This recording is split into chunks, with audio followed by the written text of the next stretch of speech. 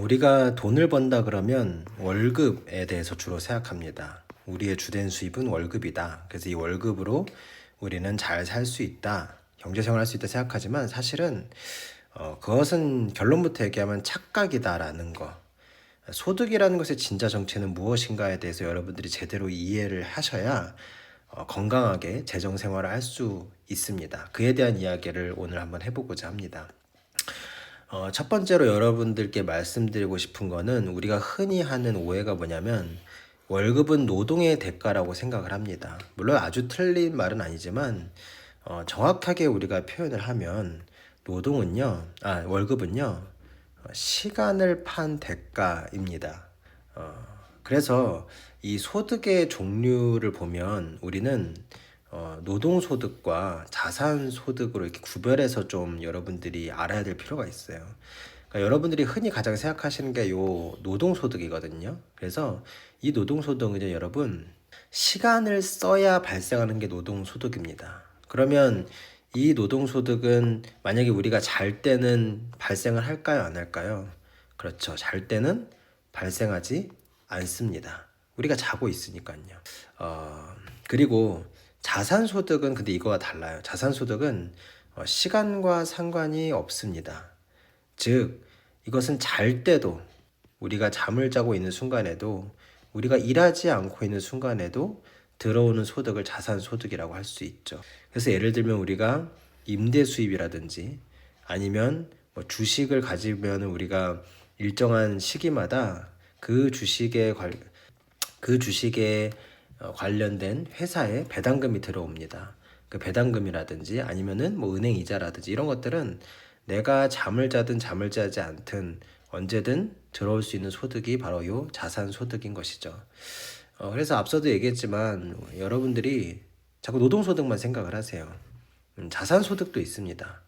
그리고 사실 진짜 우리가 안정적인 경제 생활을 하려면 노동소득보다 우리가 집중하고 공부해야 되는 것이 바로 이 자산소득이라는 거예요. 그런 이유가 뭐냐면 이 노동소득은 물론 젊을 때는 우리가 이 노동소득을 버는데 크게 어려움이 없어요. 근데 우리가 많은 나이를 먹게 되면 물론 요즘 나이를 먹는다고 해서 꼭 노동소득을 얻을 수 없는 건 아니지만 현실적으로 우리가 아프게 되고 또 몸에 체력이 딸리게 되고 일할 수 없는 때가 되면 나이가 있어서 불러주지도 않는 때가 되면 사실은 이 노동소득이라는 것이 항상 우리가 얻을 수 있는 것이 아니라는 거예요. 근데 문제는 뭐예요? 우리가 착각에 빠져 있다는 거예요. 마치 노동소득이 영원할 것처럼 우리가 착각하고 산다는 데에 문제가 있습니다. 그래서 이 노동소득, 우리가 일을 해서 번 노동소득을 가지고 월급을 받잖아요. 그럼 그것을 지출을 해요. 그리고 또다시 월급을 벌어서 또 지출을 하는, 그러니까 뭔가 남는 거 없이 벌어서 쓰고 이런 것들이 반복되는 그러한 삶을 살게 됩니다. 우리가 평생 노동소득을 얻을 수 있다면 뭐 그렇게 해도 되지요. 근데 현실적으로 그렇게 될 수가 없고 또 우리가 필요한 돈이 만약에 누군가가 아프게 되었을 때 큰 돈이 목돈이 어떤 필요한 순간들이 있잖아요. 그런 순간에는 또 우리가 대처를 할 수 없는 그런 인생의 위기에 우리가 대처를 제대로 할 수 없는 그런 상황이 생기게 됩니다.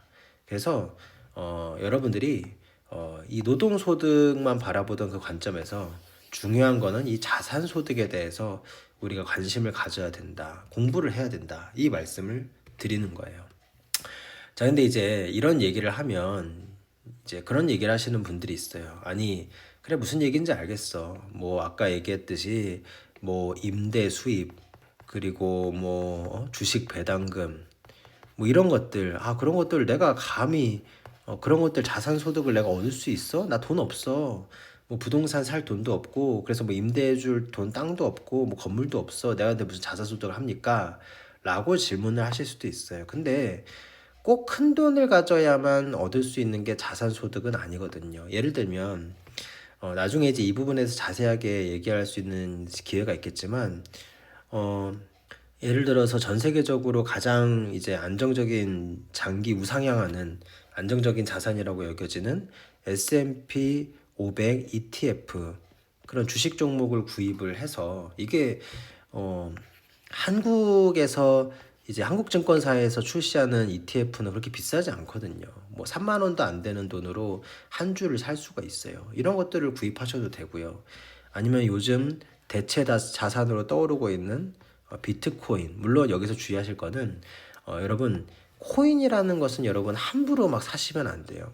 이거는 사실 굉장히 위험한 것 중에 하나입니다. 그러니까 이게 코인은 사실은 굉장히 제가 봤을 때는 도박적인 측면이 굉장히 높습니다. 근데 제가 그럼에도 불구하고 비트코인을 말씀드리는 이유는 이 비트코인은 다른 어떤 그런 코인에 비해서 그래도 비교적 신뢰를 많이 얻고 있고 안정적인 어떤 자산으로서의 어떤 재평가를 공식적인 전 세계 기관으로부터 좀 인정받아가고 있는 부분이 있기 때문에 이 부분에 대해서도 접근을 할 수 있겠다라고 조심스럽게 말씀을 드리는 거예요. 그리고 아니 적은 소득으로 적은 돈으로 할 수 있는 어떤 자산 소득을 얘기할 때 비트코인을 왜 얘기하냐? 이 비트코인은요. 예를 들어서 일반 주식 같은 경우는 예를 들어서 이제 CJ 제일제당을 예를 들면 실제로 그렇거든요. 지금 제가 이 영상을 촬영하고 있는 현재 이 CJ 제일제당의 한 주 주식이 한 23만 원 근처 됩니다. 한 주예요. 그러면은 이 뭔가 한 주를 사는 데에 비용이 사실은 좀 저렴하진 않잖아요. 근데 비트코인 같은 경우는요. 비트코인은 여러분들이 그냥 원하는 금액대로 살 수가 있어요. 그냥 뭐 1만 원어치를 살 수도 있고요. 그리고 뭐 2만 원어치를 살 수도 있고 이런 식으로도 구입이 가능하거든요. 그러니까 한 주 단위로 팔고 이러는 게 아니라 이렇게 원 단위로 내가 사고자 하는 금액만큼의 어치를 살 수가 있어서 비트코인이 사실은 소액 투자를 하기에도 좋은 측면이 또 있습니다. 그래서 얼마든지 내가 하고자 하는 마음만 있다면 감히 나 같은 사람이 돈도 없는 사람이 자산소득 이런 생각하지 마시고 어떤 ETF를 구입하시든지 비트코인을 구입하든지 이런 부분에 대해서도 생각해 볼 수 있습니다. 뭐 ETF가 뭔지 비트코인이 뭔지에 대해서는 나중에 또 다룰 수 있는 기회가 또 있을 것 같습니다. 자, 그래서 한번 실천을 한번 해보시면 좋을 것 같아요. 생각만 하지 마시고 일단은 방금 말씀드렸던 것처럼 소액부터 한번 시작을 해보자. 거창한 큰 금액부터 자산 소득을 만들려고 하지 마시고 소액부터 한번 시작해 보시면 좋겠어요. 그리고 당장에요. 그런 자산 소득을 만드는 게 사실 좀 쉽지는 않아요. 왜냐면은 그렇잖아요. 우리가 투자라는 것도 어떤 그 시드머니 투자할 수 있는 기본적인 돈이 있어야 뭔가 이제 투자를 이제 본격적으로 할 수 있다고 생각을 하시는데 이게 이제 소액으로부터 시작하게 되면 당장에는 수익이 그렇게 높지 않을 가능성이 높고요. 오히려 또 그 소액조차도 어떤 손해를 볼 수가 있어요. 그러니까 그러한 것들에 너무 집착하지 마시고 그러니까 당장은 뭔가 자산 소득을 만듦에 있어서 많은 수익을 빨리 내겠다 이런 것보다도 뭔가 그것이 쌓여가는 기쁨을 좀 느껴보는 게 중요합니다. 그러니까 많은 돈을 빠른 시간 안에 빨리 만들어내겠다에 집착하면 오히려 좀 투자에 있어서 자산 소득을 만드는 데 있어서 오히려 일을 그르칠 수가 있어요. 그러니까 적은 돈으로 시작해서 큰 수익이 나지 않더라도 이렇게 돈이 쌓이는구나 라는 맛을 좀 보시면 그 맛을 보다 보면 그 즐거움에 빠지게 되고 그 즐거움의 맛을 알게 되면은 이런 자산 소득에 대해서 여러분들이 정말 제대로 공부할 수 있는 동기부여가 될 수가 있죠.